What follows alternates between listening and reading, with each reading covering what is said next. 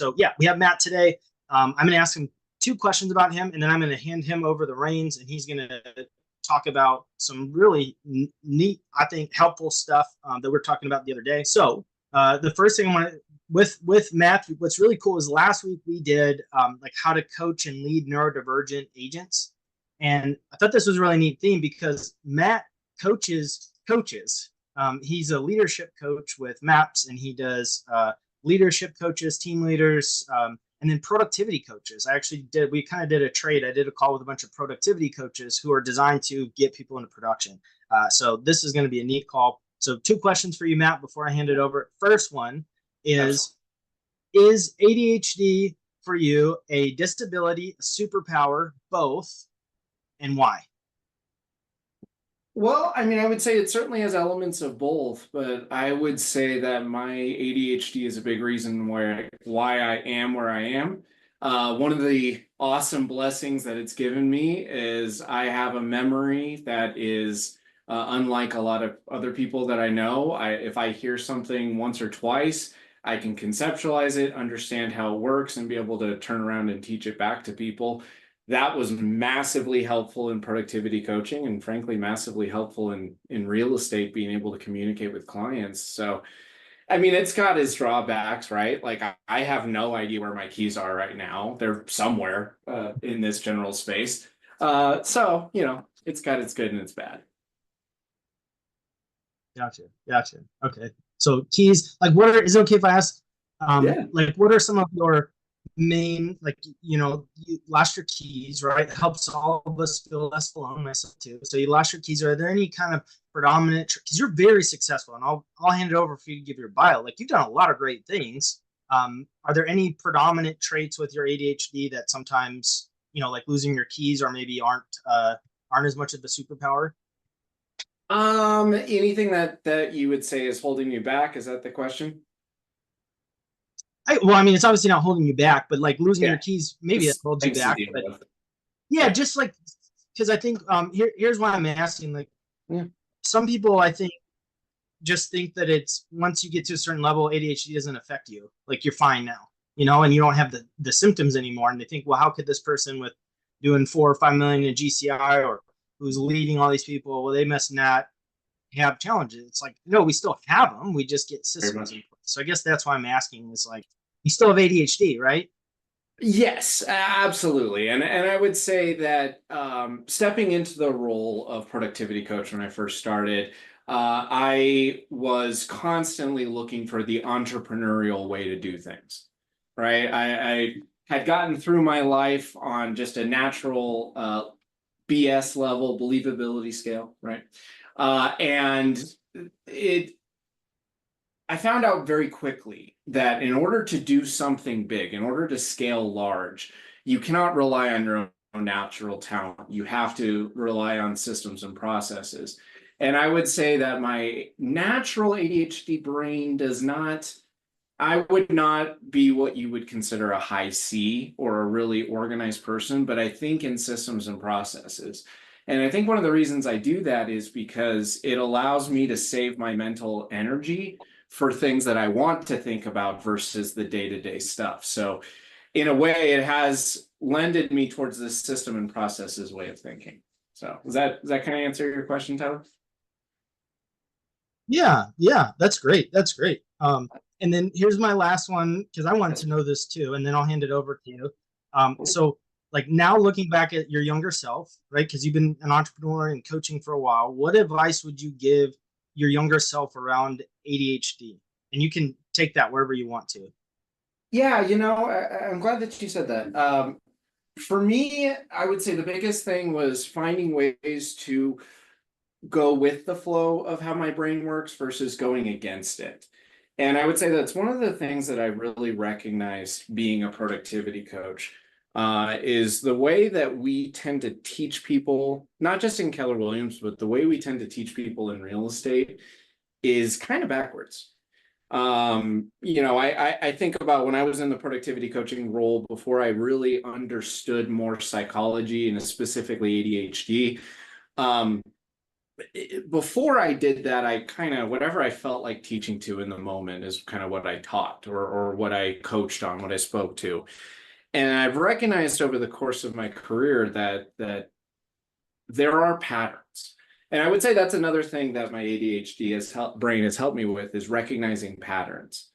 There are, success leaves clues, right? And if it works for you in your everyday life, there's no reason it wouldn't work for you in business. And so my mission in life as a coach has been to create clarity. And so what I wanted to share today is the ways that clarity actually creates production in your business. Now, has anybody ever heard the phrase, and feel free to just raise your hand, anybody ever heard the phrase, drive is a symptom of clarity? Yes? No? Okay. Well, I would love to say that I invented that, but I of course did not. I picked that up from the amazing maps coach, Jordan Freed. I don't know where he got it. I'm going to assume he made it up. Anyway, I do believe that that is true. Drive is a symptom of clarity. When we understand what it is we want to accomplish, why we want to accomplish it, and specifically what steps we want to take along the way, there is nothing that can stop us. I personally believe, I'm sure many of you have heard the stats that 4 out of 5 new agents don't make it their first year in real estate. I believe that we have the power of changing that. I can't say that we can turn that around and make 100% of agents who come into real estate successful, because at the end of the day, they have to choose to take the actions. But at the very least, the thing that we owe these people is to provide clarity to them. So I wanted to share with you a few ways that you can create clarity for yourself every day. Whether you are a newly licensed agent or you're a $50 million producer, or everyone in between. I want to challenge everybody on this call to think about what I'm going to share with you and ask yourself, how does this apply to my situation? Is this me who needs to lean in on these things? Is this the way I need to lead my team? If I'm a member of a leadership team, is this how I want to lead my market center? Is this the kind of culture we want to provide in the market center? That's up to you, but I bet there's going to be something in everything that I'm going to share with you. Okay. So I want to keep it simple, Tyler, and then I'm going to open this up to questions, and I will field anything and everything. So 3 areas we must have clarity on. Number 1, we must have clarity on what we focus on every single day. Okay, now this seems pretty simple. The most obvious answer to that would be what? This is a live question for the group. What's the most important thing for everyone to focus on every day? That lead gen, that is absolutely true. Now, however, I do think that we tend to just lump lead generation into this big generic category, and we don't really pay attention to the specifics and the nuances of it. For example, quick show of hands. I'm going to put this on gallery mode so I can see everybody. Quick show of hands. Okay, no judgment here. Who here struggles with consistent lead generation every day? I'd love to hear from one person in the group. If you had to guess, and I know that you're being asked to be put on the spot in front of 30 plus people plus whoever else on Facebook, so that can be nerve-wracking. But what do you believe is one of the biggest challenges to staying consistent with lead generation?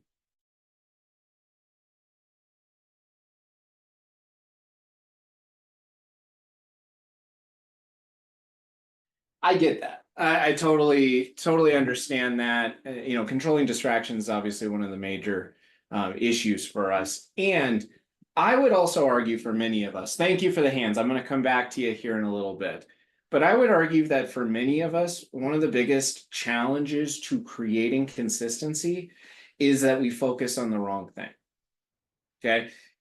If our constant focus is, what can we put under contract? How many listings can we take? How many closings am I going to have this month? How can I make sure that I make my income numbers? If that's our sole focus, then every single day becomes a judgment of whether we were successful or failures for the day. Now, does anybody really enjoy failing 9 out of 10 days? If you think about it, if you failed 9 out of 10 days in a month, or 9 out of any given 10 days, that would put you among the top real estate agents in this company. because that would essentially mean that you're closing at least 3 transactions per month. That's crazy. It's crazy that focusing not or failing 9 out of 10 days puts you among the top agents in this company. Now, instead, what I would like to challenge this group is that we focus instead of contacts. Contacts seems to be the number one measure of whether we worked in a day or not. And I would argue that it's actually a not effective way to measure our days. Okay. Let me make this point. Just quick show of hands from the group. I'm not going to call on anyone specifically. Quick show of hands. If you did a bold 100 and it did not create as much business as you originally anticipated. Now, don't get me wrong. I love bold. Okay. I am a massive bold supporter. I will always have been. I always will be. So I'm not making fun of a bold 100. And this is a live question for the group. I'm going to go to my good buddy Matt on this because his hand's still up on this. Matt, why do you think your bold 100 did not create as much results as you originally thought or hoped it would? So I'm speaking for myself, of course. I won't speak on anybody else's hand. My obsession with just getting the 100 clouded the quantity portion. Instead, I was just going for quality portion of the quantity. Like I was literally like, I need 100 contacts. I need 100 contacts. I don't care how I did it. I don't care how fast the conversation is. It's like, I got to go. When I did it, and it's been a while since I've done it, there was no substance behind it. And I will say this, though. There's different iterations of it now than the traditional sense, like what we learned from the Diana Kokoska days, where you're able to do these like reverse bold 100s or these thank you bold 100s where you'll have more substance in it, but you have to be purposeful. If you're not purposeful behind it, all you literally did was just blab your mouth to 100 people and did nothing. You took the words right out of my mouth, Matt. That's exactly it, right? And if you work with new agents, you might have experienced this as well. Sometimes a newly licensed agent can get obsessed with making contacts for the sake of contacts. Like they think that somehow that's gonna, pay their bill. Tyler, go ahead. So I just want to throw in there, if there's anybody that doesn't know what a bold 100 is, so there's a class called bold within KW, and they have and it's like about training and getting into production. They're what's called a bold 100. So the goal is to get 100 contacts in one day. So that's if you're new or if you not with KW, that's what a bold 100 is. So you hit 100 contacts, and I didn't realize no one else got as much results as me too when I did them. So I just want to throw that out there. If anybody didn't know what that was. Well, and I want to be really clear. I want to say this again. I am not making fun of it under any circumstances. A bold 100 can be extremely purposeful. And yet what happens in most cases, or not most, but many cases, is exactly what Matt described. You make contacts for the sake of making contacts as opposed to paying attention to the quality of the relationships that are provided through those contacts. So instead, what I coach a lot of new agents to is instead focus on the big 6.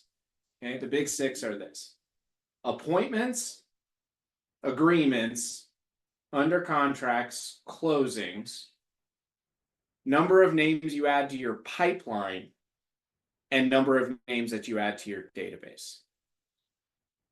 Okay.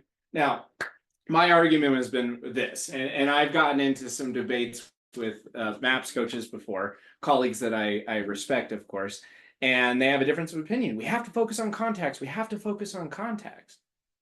Okay. We can and we should if contacts are a consistent part of your business. Now, can anybody guess why I would say focusing on contacts, if you're not consistent with making them, doesn't tell you anything? Can anybody tell me why?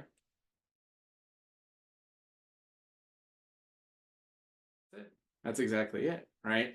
Here's the thing. If you were to ignore contacts for a second, but you just paid attention to how many appointments did I set, from those appointments, how many people signed up with me, right? And how many people did I add to my pipeline?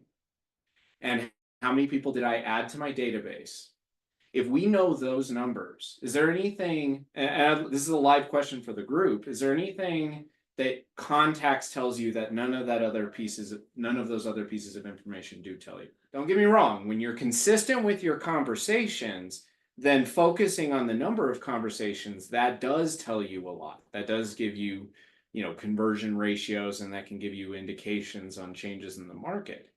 However, for a lot of new agents, they may talk to 20 people, but you have no idea if they talked about the weather, professional wrestling, real estate. We have no idea.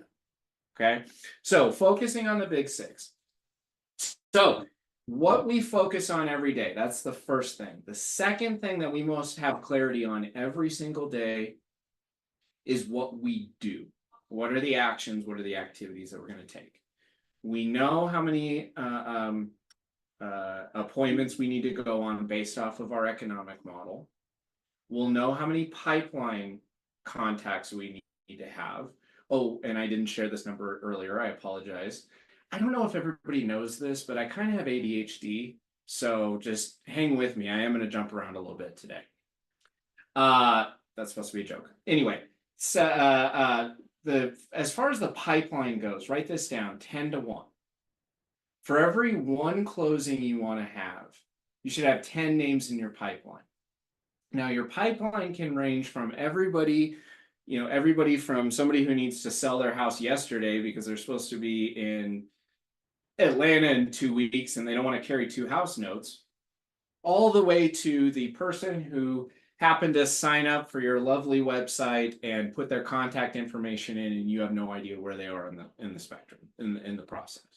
So the second key for clarity is focusing on what we do every day. And the key here, and Tyler, I'd love to have you jump in on this, especially with some of the, in-cup and some of that you've shared.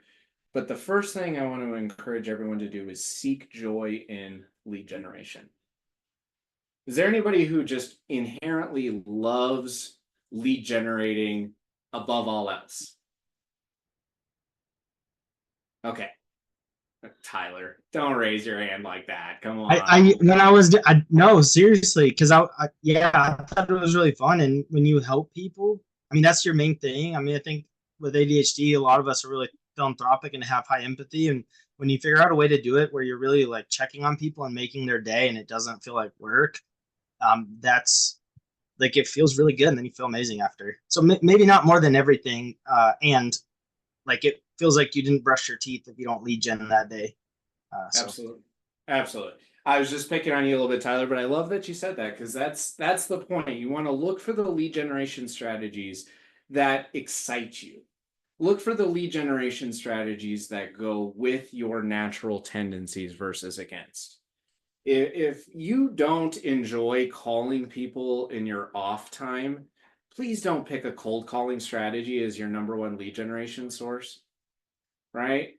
Lean into the stuff that is going to cause you to take action. I think everybody on this call can agree with me. You could wear a hot dog costume with a sign around your neck that says, "Ask me about real estate," and go down to your local mall, and eventually you will talk to somebody. Which means every type of lead generation works if you're passionate about it. If you're not going to be passionate about it, it won't. So find the thing that you're going to be passionate about. And as a bonus there, find a way to tie something you're really passionate about with real estate, right? If you're really passionate about volunteering and doing service work, then find a way to get involved with as many of those organizations as you can and get focused on building relationships within those organizations, right? I can go on and on over those different strategies, but seek joy. Find what you enjoy most in your life, just outside of real estate, and figure out, is there a way to tie real estate to it? There'll be more natural conversations in that process. Okay. Second thing to focus on is, what is the next right outcome? Here's what I mean by that. A lot of agents will start their lead generation sessions, and their number one goal is, well, I'm going to make calls till I close a house, or I'm going to make calls until I put a property under contract.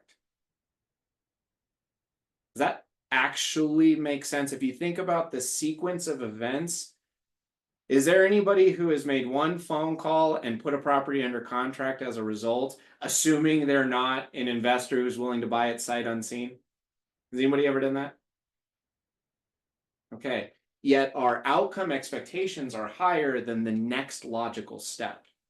So this is a question for the group. What's the next logical step of any phone call conversation with a potential buyer or seller? That's exactly it. I saw Brittany type that in the chat as well. By the way, I'm very rarely checking the chat. So Tyler, if there's something I need to pay attention to, will you help me out? Thank you. It's the appointment. I don't have to handle every single objection that they could possibly come across. I need to know, how do I get to the appointment? Right? If we just focus on the next logical step, the pressure of the overall outcome that we desire, the pressure isn't there. It doesn't have the same weight. When we just focus on, can I cause this person to agree to meet with me? And then I'll deal with the next step from there, and then I'll deal with the next step from there. Does everybody get this concept so far? Okay, great. And Tyler, feel free to jump in on this if there's anything that any points you'd like to make there. Yeah, I mean, you're doing great. They hear from me a lot, and so I like to have other voices, and so I don't want to take away from that. All right. The last thing I want to say, and for those of you who are higher producers, a couple million, 3 million, 5 million plus producers, you already know this. So I'm really kind of speaking towards the newer folks. I'm also speaking to the leadership team who has recruiting as part of their responsibilities, but don't feel comfortable being a recruiter. Okay. Last point I want to make is this. The best way to look at lead generation is you look at it as a selection process, not as a skills competition. Now, I want to hear from the group on that. What do I mean by that? I love that because I feel like our industry in specific is script off. I can out script you. I mean, that's what Cody's made for, right? But like, that's not what it's about. It's relationships. And that's where I have this big aversion to making phone calls. That's why I would much rather video text or text, just because it takes that sort of little bit off, and it's Phil Jones, all the words you're supposed to say, exactly how to say them. And God, I don't even want to post that I read that book on my socials because I feel slimy saying it. I know exactly what to say. Do you know exactly what to say? Like, it's just, yeah. Anyway, that's my point. I can totally understand that would be that would be the way you feel. Absolutely. I do want to hear from Brittany or Elena. What I was going to say, because it's the same thing. Like, I don't want to know the scripts. I don't want to know the objections right now. I want to be able to talk to them and like have them trust me as a human being and a person, versus, I don't know, somebody who can say the same things as somebody else, just maybe in a different affect. Like, that's not the way that I want to do that anymore. Well, actually at all, but in general. I get that. Thank you for sharing that, Brittany. Absolutely. Elaine, anything to add? I wanted to say, like, when you stated that phrase, what the first thing that came to my mind was people work with those they know, like, and trust. And that's kind of what hit me, I guess. Yeah, that's it. True. And so you are placing the emphasis on the relationship, which is really important. Judy, anything quick to add? Super duper quick is that yes, I did everything the gals just mentioned. And Yeah. two, you mentioned something about competition, and I'm not certain if I missed the mark. When I think of competition, I simply just compete against myself. So while I applaud everyone around me that's just killing it and doing such a great job, I think that I hold myself accountable to do X number of units over what I did last year.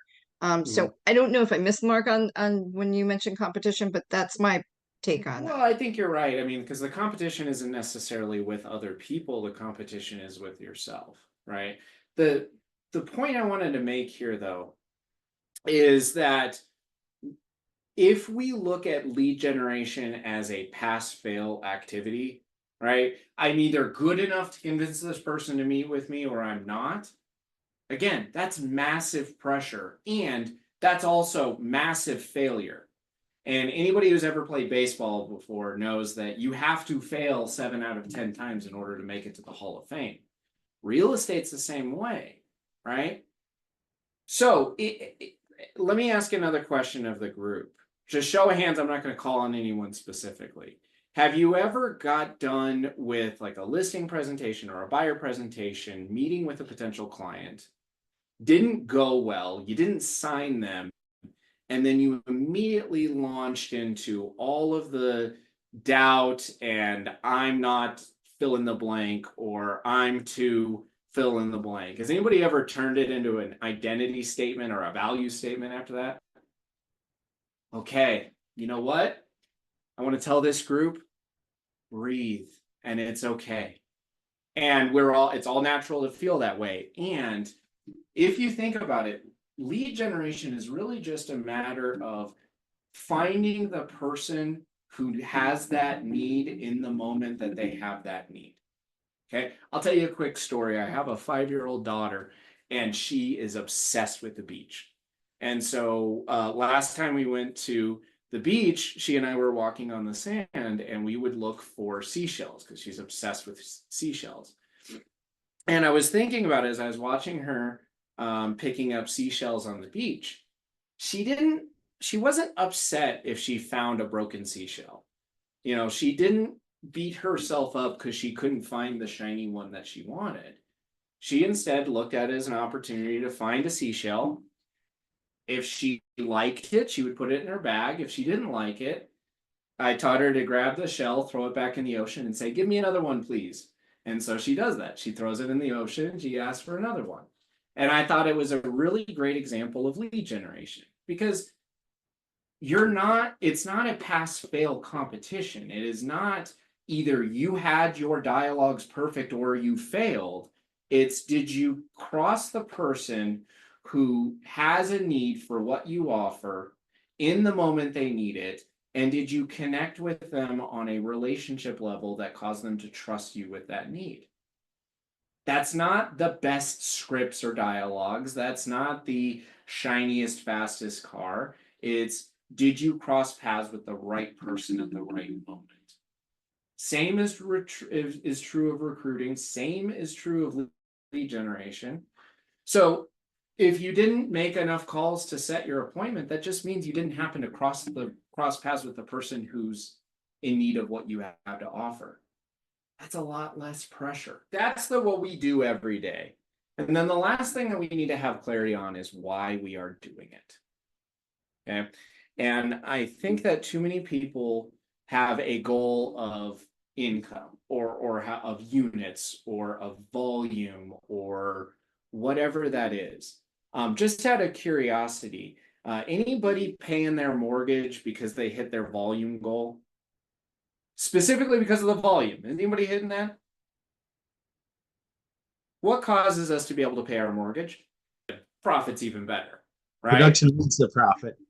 Production leads to profit. Absolutely. Yeah. However, nobody is fired up by the number, but they are fired up by what the number does for them. So for anybody on this screen who is leading somebody, either a new agent or maybe even not a new agent, leading anybody, we have to help them find a goal that sparks their soul, right? That lights a fire underneath them. And I'll tell you, it generally has nothing to do with the number, but it has everything to do with what the number allows them to do. Okay. One of my favorite exercises to do with any agent is ask them what their financial goal is, and then ask two very important questions. Tyler, you probably know the two questions. What's important about that for you? And what will that do for you? What's important about that for you, and what will that do for you? Now, this is an exercise you can take yourself through. Whatever you answer, ask yourself the next question of that answer, right? I want to make 100,000. Why do I want to make 100,000? I want to be able to allow my wife to, stayed home with the kids like she said that she wanted to. What's important about that for you?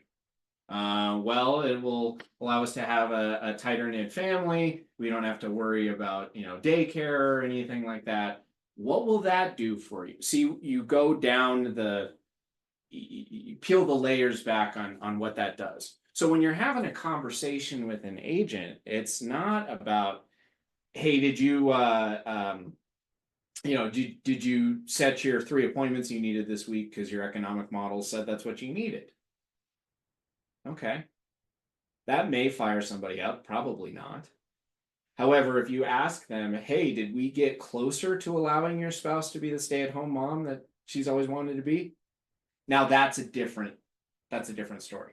Now I'm just using that as an example. I don't want anybody to get offended by that if for whatever reason. But whatever the goal is, what's behind it and leaning into that. The second part of that is this a goal that the family will support? And the number one challenge I see with new agents, especially dual career agents or people who have another job, one of the biggest challenges I see is that their family doesn't support their goals. Now, it's not that their family's against their goals, but their family doesn't support their goals. Anybody who's ever worked with an agent or interacted with an agent who, runs errands in the middle of the day because they're the one that's available, that's who I'm talking about. They're not treating their business like a business. Okay. So do we know how their life changes because of the goal? Who's behind it, that, and supportive of that?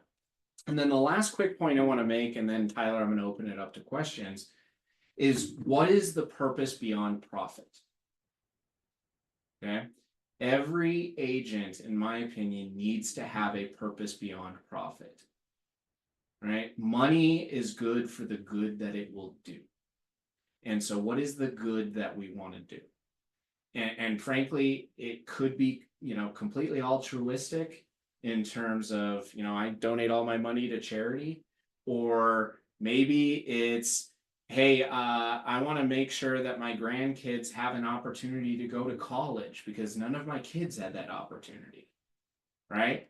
That's a purpose beyond profit. It's not about the number, but it's something that calls to them as to why I need to make this money in order to affect the positive change in the world that I want to make. Okay, that was a lot of me just talking at y'all. So I want to take a second. Any questions on anything that I've shared? And Tyler, feel free to take the call where you would want to from here as well. Let's start with Christina. I didn't have a question. I'm sorry, I've lost my voice, so stick with me. It'll go in and out. Okay, that's okay. I just really resonated with you saying do lead generation that excites you, because I left a team that I was on for years last year, and this year has been a huge change and growth for me. Mm-hmm. And just knowing that by doing the things that I like and that excite me, which overall I would say is helping people in general. I'm just somebody that likes to help all avenues and all resources. But to go back to your example of when you're doing it and you happen to be there at the right time, providing that support for someone. Mine comes from a recent situation where I had given some advice on somebody doing an equity line of credit to help them get through a financial situation. That turned into a referral that came to me that not only led to a commercial lease referral, it also led to a full-time off-site property management position for me, which is steady income to come in monthly in those months that you may not have a transaction. And also just having the referral fee, which is probably going to equivalent to somewhere around $14,000. So if you really just do what you said and focus on the things that you like and that give you energy and refuel you, your cup will fill over. It just is a matter of time of when. Great point. Thank you for sharing that, Christina. And the great thing is if you were solely focused on the dollars and cents, none of those other opportunities would have been opened up for you. That's amazing. That's awesome.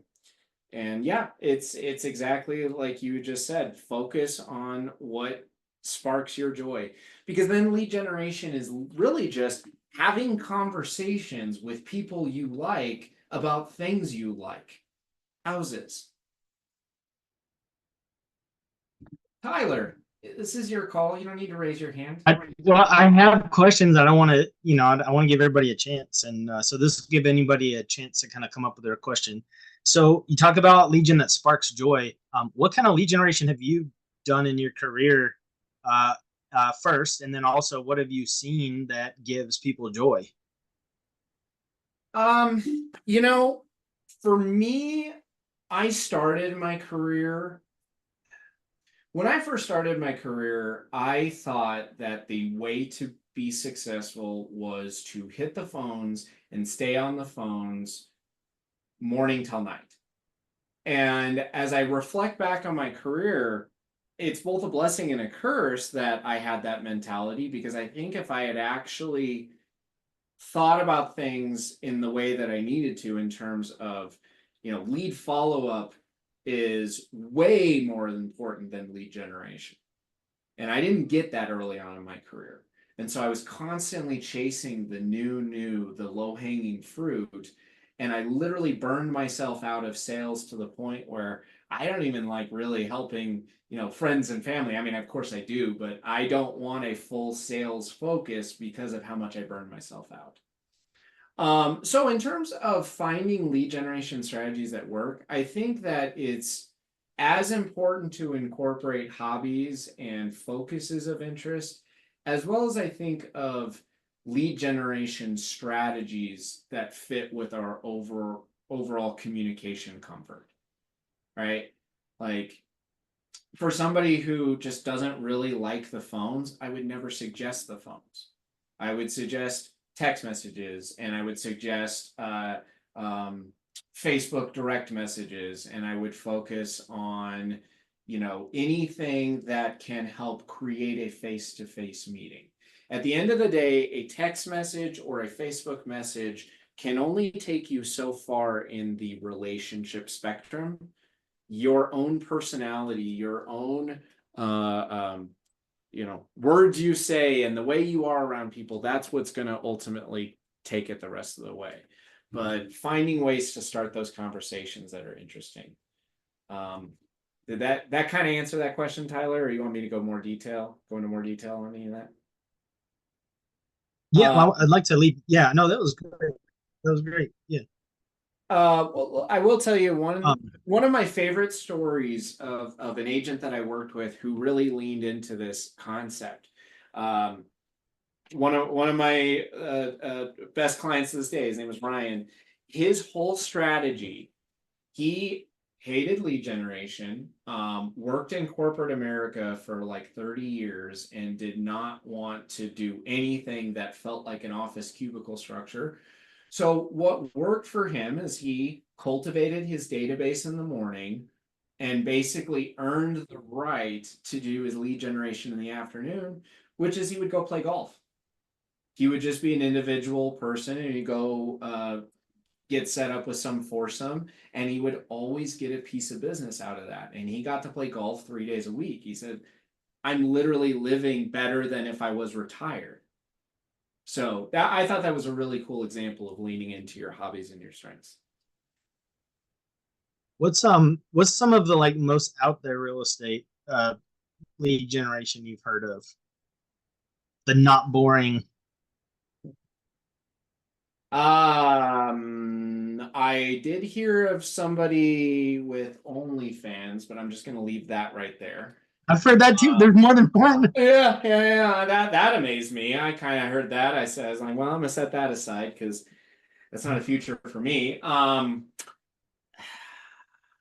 can't think of anything crazy other than that was kind of funny, but that was more of one of my productivity coaching clients. I heard this story, so. Mm-hmm. Anyway. When you coach coaches too, so you're kind of like removed in a sense from the day-to-day, which I mean, leadership is really interesting. Oh, my mic's right here. Sorry if you can't hear me. So you coach coaches, and leadership is interesting because And that's why I thought it was cool for this call, because as a real estate agent, we are leading, we are coaching. If I went back into production, I would ask way better questions. Like I'd pick up on little nuances. I had really high conversion rates, and now like I know they would be better. So leadership is really interesting, how it helps you be a better agent. We had I think Renee posted there. What were the 6 again? Could you repeat those? Oh yeah, absolutely. Appointments, agreements as in buyer agency agreements, listing agreements, under contracts, pending, whatever you call it in your state, closings, right? Pipeline and database. Now, and if anybody is interested in the difference between pipeline and database, there's a simple analogy I like to use. Because I always ask productivity coaches, how would you describe the difference between the two?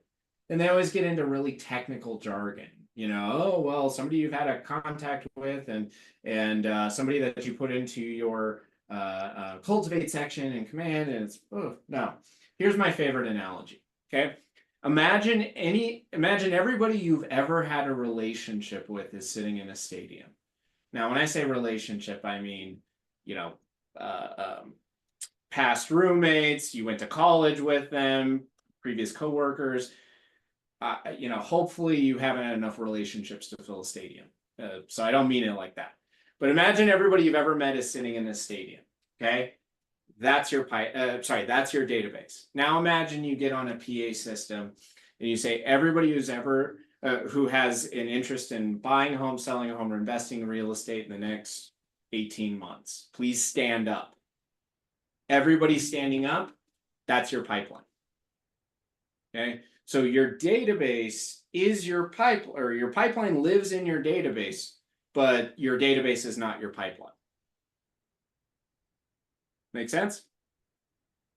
So we want to focus on how many do we have in the pipeline, or how many did we add to the pipeline this week? Because if you break it out, you can figure out, oh yeah, I need to go on 2 appointments per week. I need to add, 7 people to my pipeline, and I need to add 9 people to my database. Okay, great. At least then you have clarity. So to put a bow on everything, I would argue that an agent who can say, this week I went on 2 appointments, I added 7 people to my pipeline, and I added 9 to my database. I would argue that those people did way more to positively impact their business than if somebody just made 100 contacts. Because we know what happened as a result of those conversations. Yeah. Other questions for you? Yeah. Do you think there's ever a time? I'm just gonna go. So if people have questions, raise your hand, right? I'm just because I've got questions. Also, I don't want to take away from anybody else, so feel free to raise your hand.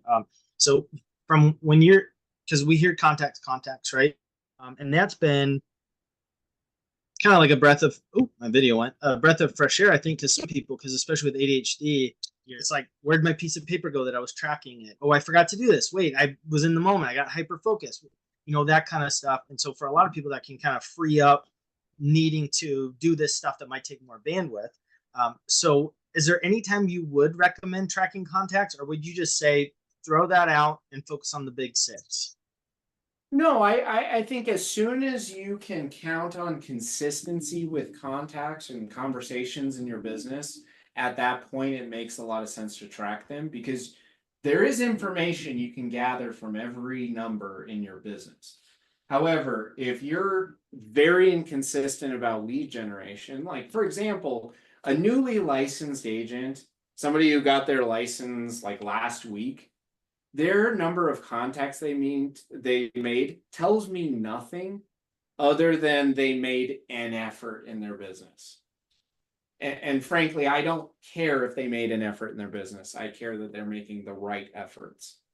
So I would say once you're consistently making enough contacts that we can glean a good conversion ratio from that, and then use that as our baseline, right? There's a lot of agents in this company who know exactly how many contacts they need to make in order to make an appointment.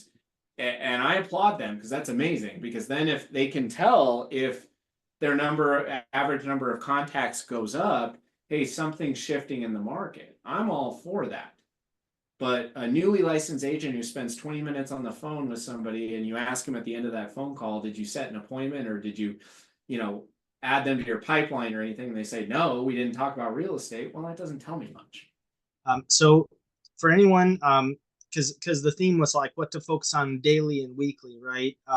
So how would you summarize first what agency to look at daily for maximum productivity? What do we need to look at daily or focus on? Daily, figure out your big six, know what your weekly and monthly benchmarks are. Second would be find the lead generation strategy that will best help you get there based off of what excites you and interests you the most. And then from there is, I would say, is be really clear on why you're doing this. Post somewhere in your working space, not the goal, but the what that does for you, right?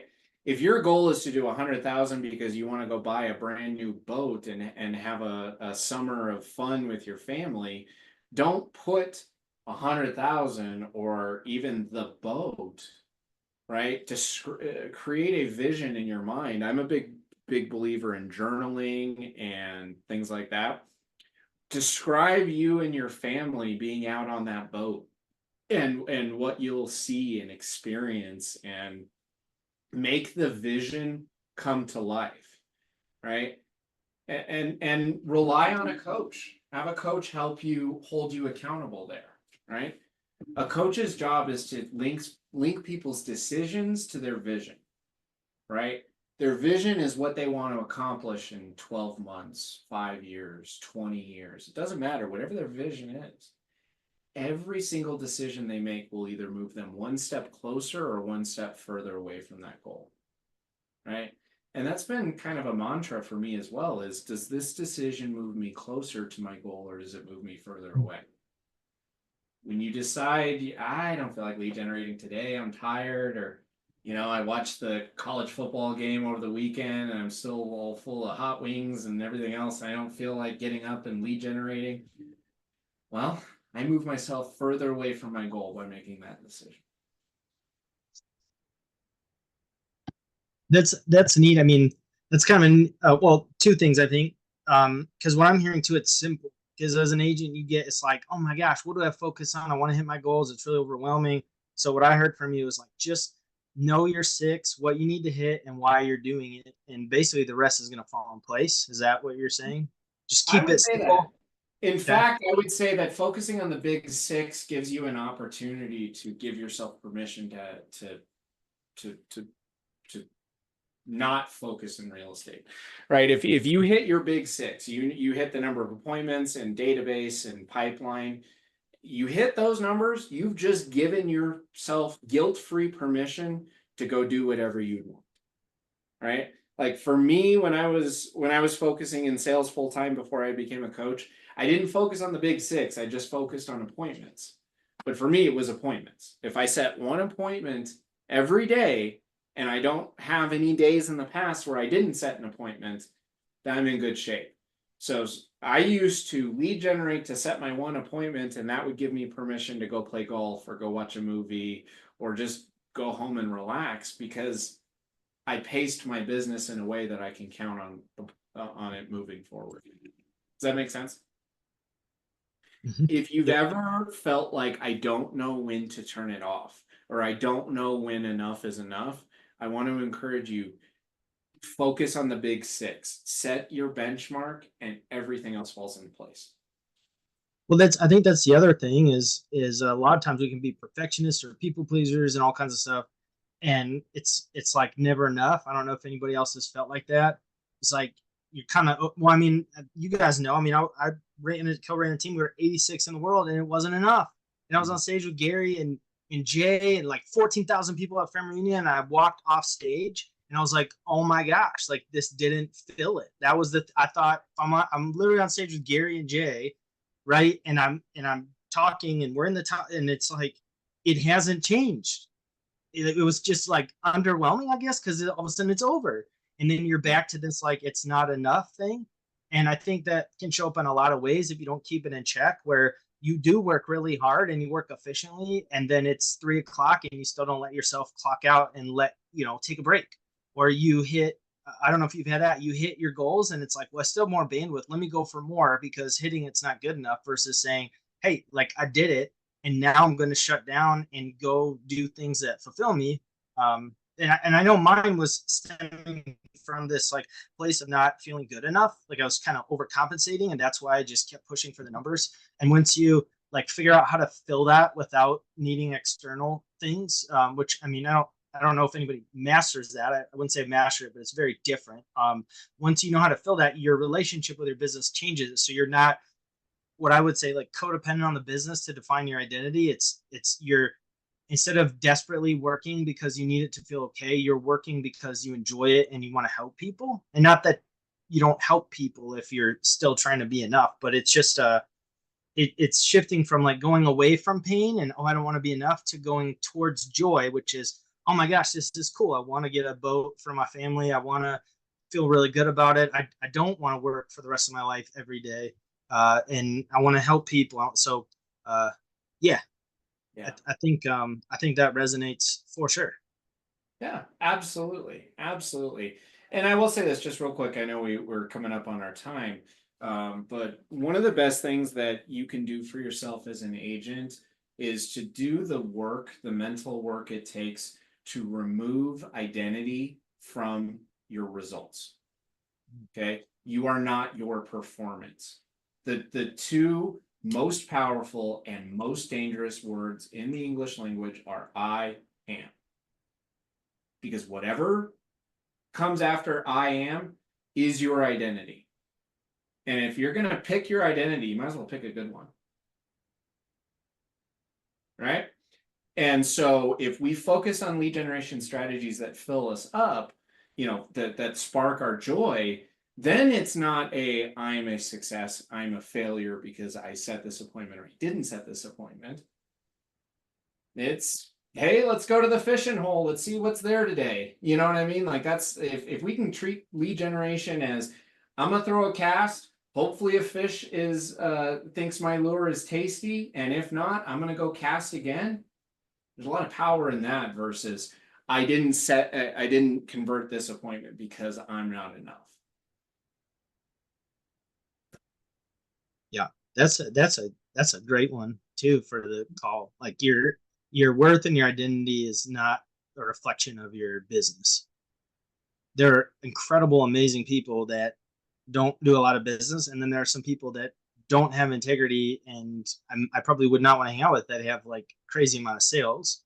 And so I love the idea of keeping those separate and being clear on that. The more your identity is tied to your business, the more you're running your business with an anchor tied to it. Or have you ever seen those people like running on the beach and they got the parachute, like their resistance training?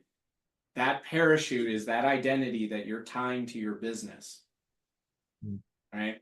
You are not your business, but your business should reflect your personality, which means find the things that create joy. That's the internal validation. We've got another Josh. Josh has his hand up. Yeah, absolutely. What's up, Josh? Hello, sir. Silly question. Apologize in advance, but my ADHD, I always have like silly dad joke comebacks and stuff like that. So my business, I'm Josh Jablonski. So I just went with Josh Jablonski Homes. I didn't know what to call it. So I just went with that. So a past client of mine actually made me a logo, and I'm going to get some shirts made and a big logo on the back. Anyway, so I'm starting to do a video presence, and I'm silly. I'm goofy. I'm happy-go-lucky. I'm positive. I'm energetic and enthusiastic. But I have dad jokes, and they're bad sometimes. But that's why you love me, kind of thing. You know what I mean? So I say all that because, like, getting on video. What are your thoughts on being like, "Hey, what's up, my Josh Jablonski homies?" Or, you know what I mean? Or I also wanted to do one, but this one is a little bit, I understand why, but I was thinking about like Josh Jablonski Holmes, you know what I mean? Like to just be funny and silly, I saw like another, like a Cholo realtor clip recently, and it was really funny. Anyway, but What are your thoughts on being silly like that Are you silly in your real life? all day? Good. Then do All that. day. Okay. Who you are on video should be a reflection of who you are in person. Okay.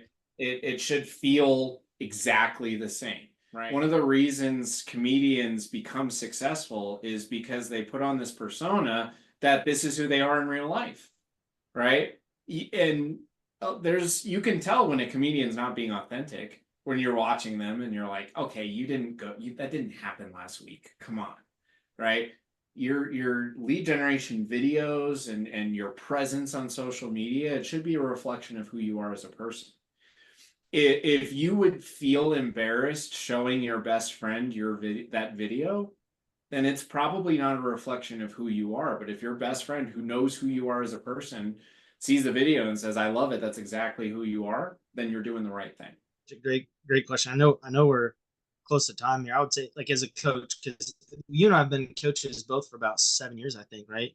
Right. And so when I first became a coach, like, I'm pretty coachable, sometimes to the to the point where I can doubt myself and like be too coachable and not be strong in what I think, which I've worked on a lot. So I got into coaching and I copied all the coaching models in the way that, like, I thought I was supposed to do it, and I talked like that, and I was tired, and I didn't enjoy it, you know. And then when I, like, kind of slowly let go of that and trust, because I have a mental health background, and leaned into my style, then my retention rates went way up, and I had energy, and I loved it, and the passion. And so it's exhausting to be fake. It's exhausting to be inauthentic. Don't do that to yourself. And even if, you know, Josh or anybody else, if you start out doing videos and it's kind of weird and wonky, humor is like a delicate thing. You have to put it out there. It might be weird if it is, probably not, but if it is, like, you have to do that first to fine tune it and get feedback. So try it, and then, like, fine tune it, and you'll figure out your humor. Because if you look at like their first year or two that are famous now, it was awkward and terrible, you know. But you have to go through that to get to fine tune it. And so if you're yourself and it doesn't land well right away, that's normal. It'd be abnormal if it landed right away.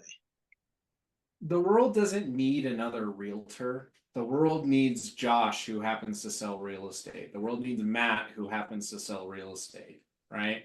The world needs Jennifer, who happens to sell real estate. We don't need this persona of who Jennifer thinks a professional real estate agent is. Boring. Mm-hmm. Nobody wants that. I Awesome. Well, this is great. I want to be respectful of your time, Matt. Thank you for coming on. Does anybody have any last burning questions? Anything we didn't hit? Okay, you can always message. I do want to throw out a shameless plug. For anybody who is either coaching or leading a team and you want to get better at that, every Friday I host a free call. So I don't feel bad pitching this. It's a free call. It's open to everybody in the Keller Williams ecosystem. It was originally created for productivity coaches to learn how to coach, but I'm opening it up to everybody in the ecosystem. Please join us. We do role plays. I dig into a lot of the psychology components of why certain words work better in coaching scenarios versus others. So please join us. It is every Friday. Let me look at the time zone. So it's every Friday, 11 o'clock Central, 11 to 12. And it's called the Coaching in Action Call. And the way that you get there is by going to pcroleplay.com. If you have any interest in developing your coaching or leadership skills, please join us. We have a lot of fun. Matt, I saw you had your hand raised. All right, I'm gonna jump on his shameless plug. So about a little over 4 years ago, Matt was my coach when I was a productivity coach, and I used to go on those calls every week. If you're even considering coaching or consulting, or you're wanting to grow your team, go on these calls, guys, because it's not just the one thing you'll learn about coaching. It's not always just about following a system. It's learning the psychology of how to listen to people and how to understand the triggers of what's causing somebody or not causing somebody to do certain things in their business. And it has helped me for years. And by the way, you're stuck with me now because I'm going back on the calls. Okay. Don't threaten me with a good time, Matt. I'll see you this Friday. Cool. Thank you so much. He typed in the chat. Just let me know. So yeah, PCroleplay.com. Yep, PCroleplay.com. You can also feel free to send me an email, Matthew.Kohler, just my first and last name, at kw.com. If you'd like to be added to the Google Calendar invites for those, so it just pops up in your schedule, I'd be happy to put you on there. I will only add KW emails. So if you got a Gmail or something else, sorry, I'm not adding you. So it's exclusive. Okay, cool. All right. Well, thank you so much. So yeah, keep it simple, right? Know why you're doing stuff. You don't have to track contacts, and be yourself. Get all great messages we could all use. So thank you so much, Matt, and we'll see you in Facebook land. Thanks. All right. Have a good one, everybody. Take care.